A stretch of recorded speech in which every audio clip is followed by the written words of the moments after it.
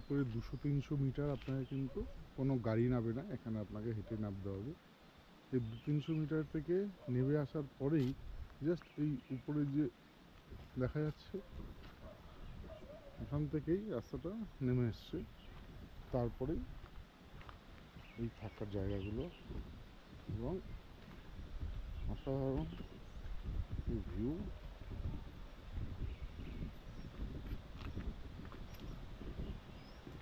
সানরাইজটা দারুণ দেখা যায়।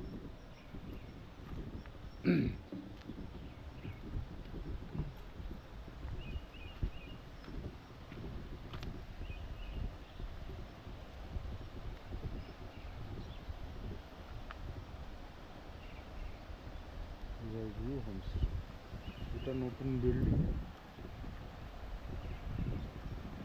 বিল্ডিংটা নতুন করেছে।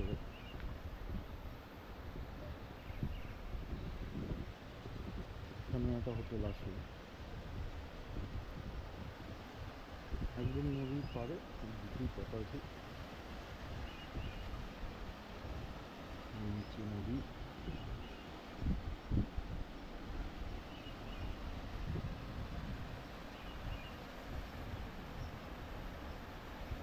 আমরা এই দুটো রুমে আছি।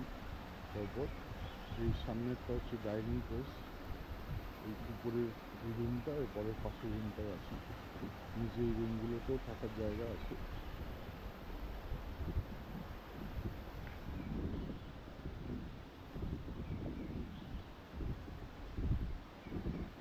আমি একদম নদীর কাছেই যাব, তার আগে আপনাদের জাস্ট দেখা একটা ডাইনিং প্লেস। এখানে কালকে আমরা বারবিকিউ করেছি, বারবিকিউ করা যায়, বারবিকিউ করেছি। বারবিকিউতে 1 কিলো বারবিকিউর জন্য ওরা 1000 টাকা নেয়, কিন্তু 1 কিলো হয়তো বলে, সে কথা বলতে এদের এখানেই একমাত্র আমি দেখলাম।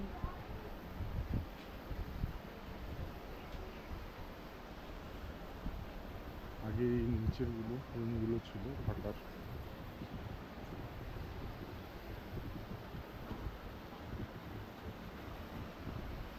এই জিনিসটাতেও বারবিকিউ করা যায়, আমি দেখাবো।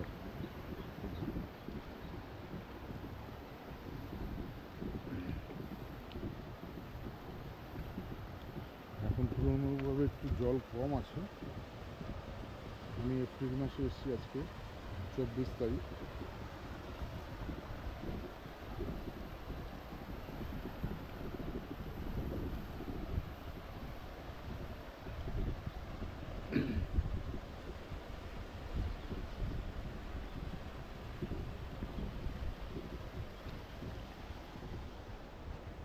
এটা উপরে যে দুটো রুম আছে, এই দুটো রুমে কনফ্রেস আছি।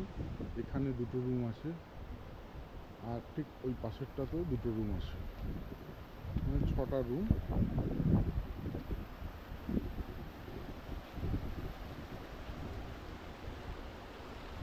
আমার সঙ্গে আছে পিন্টু ভাই।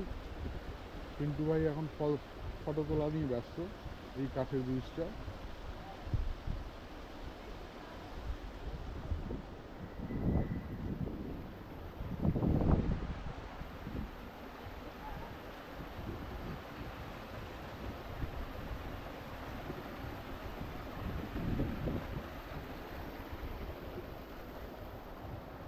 এখানে আছে এই দুটো রুম, নিচে হলুদ রং করা, এই সবুজ রং করা এটা আছে, আর এই দালান যে উপরে দেখছেন এটা দুটো আছে। এও এসছে আমার সঙ্গে, আমরা সবাই ফ্যামিলি হিসাবেই এসছি। এই কালকে বারবিকিউ হয়েছে।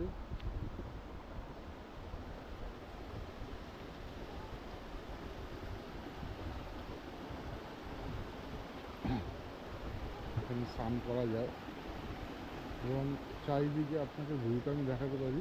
এখানে যদি আপনি বসে থাকেন তাহলে জাস্ট এইরকম ভিউ। সানরাইজটা এখানে হয়।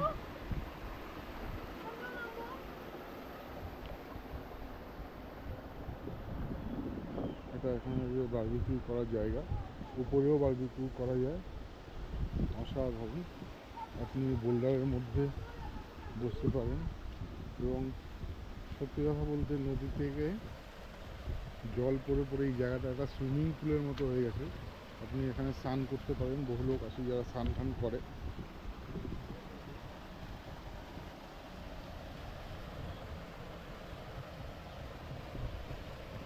ওই দিকটা দিয়ে নামা যায়, আমি একটু উল্টো দিক থেকে নেমেছি ভিডিও করার জন্য।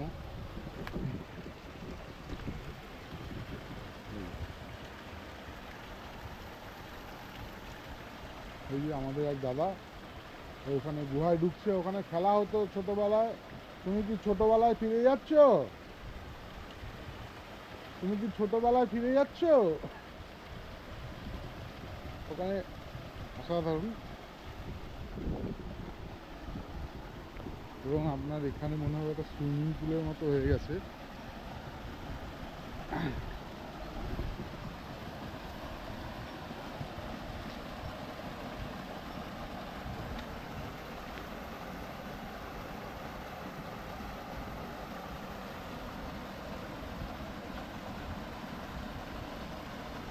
আমি শুনেছি বর্ষায় এটা পুরো অসাধারণ দৃশ্য হয়।